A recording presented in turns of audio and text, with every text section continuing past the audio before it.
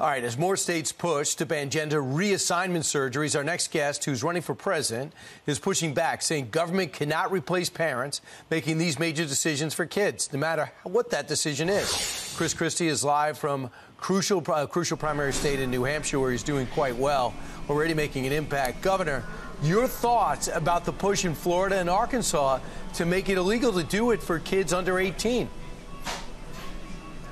Brian, I just don't want to see our government getting more intrusive in everybody's life, getting bigger. I don't think anything can replace parents when you're talking about major decisions that need to be made by our children. And I will tell you this, I want all parents out there to think about something. How many other decisions do you want the government making for you in your home regarding your kids? I don't want any of those decisions made by the government. Parents are the ones who love their children the most, who care about their children the most, who understand their children the most. And parents should be the ones making these decisions. So if a 14-year-old comes home and says, I really want to start switching genders, that's the parent's decision? Absolutely. I tell you, it's more of a parent's decision than it is a governor's decision, for goodness sakes, Brian. You really think that Sarah Huckabee Sanders should be making this decision for children in Arkansas? I love Sarah. I think she's a great person and a really good governor. But I don't think she would ever allow the government to substitute her judgment as a mother for their judgment. And that's what I'm saying. I would want any government official coming in and telling me what decisions I can help my child through and how I should do it. And I want those decisions to be made by parents, not by the government. All right, let's switch and talk about your candidacy. A lot of Republicans feel differently. Wait till 18, so that's important dissemination. Another time to disseminate candidate from candidate is at the debates.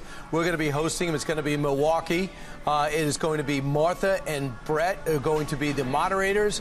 I know you think you're going to be able to hit the threshold and be there, but Donald Trump isn't and called you out. Listen. Christie's like at 1% or less. Many of them, Nikki Haley's at 2%. So why would I allow people at 1% and 2% and 0% to be hitting me with questions all night? I don't think it's fair. To not do it. Right now, we'll take a look at the polls. In May, he was at 53%. Now he's at 47%. DeSantis remains at 26%. You've ticked up 1% to 3%. So what is your message to President Trump? Oh, it's not fair, Brian. It's not fair. Poor Donald Trump, the guy who wants to be president of the United States, the guy who says that he's the toughest person to lead this country, doesn't want to get up in front of Republican primary voters and defend his record and make a case for the future of America. Look, every Republican primary voter should have the opportunity to see all those people who qualify up on the stage debating with each other.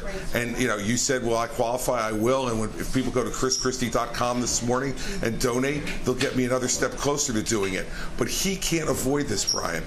It's not fair to the Republican Party voters. In fact, I think it's disrespectful.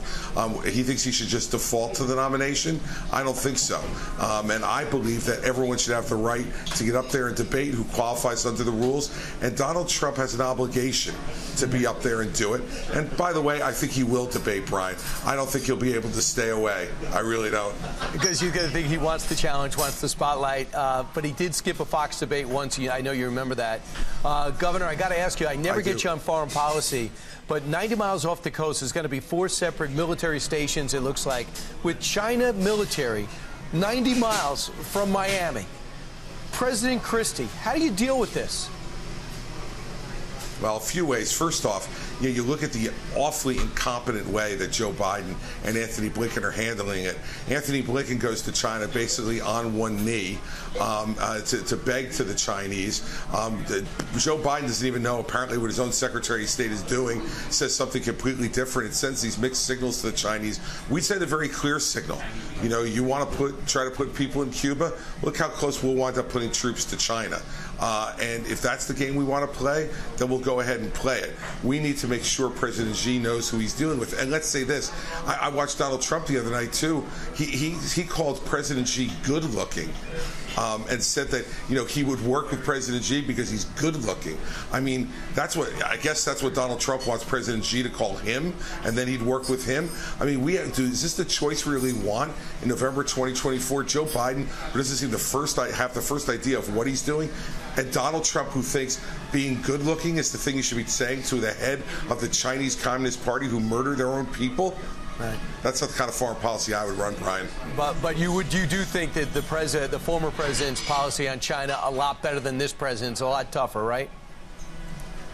Look at Brian. My 20-year-old daughter's foreign policy would be better than Joe Biden's. So it's not high praise. Joe Biden is the worst president on foreign policy since Jimmy Carter. And he's the most experienced. Just ask him. Governor Chris Christie, thanks so much. Like Pete Hegseth, you're in a crowded diner. Governor, I'm sorry about the Mets last night. I hope you didn't stay up and watch. Once again, Brian. Lost 13. I did, unfortunately. Lost 13 of 17, as you know.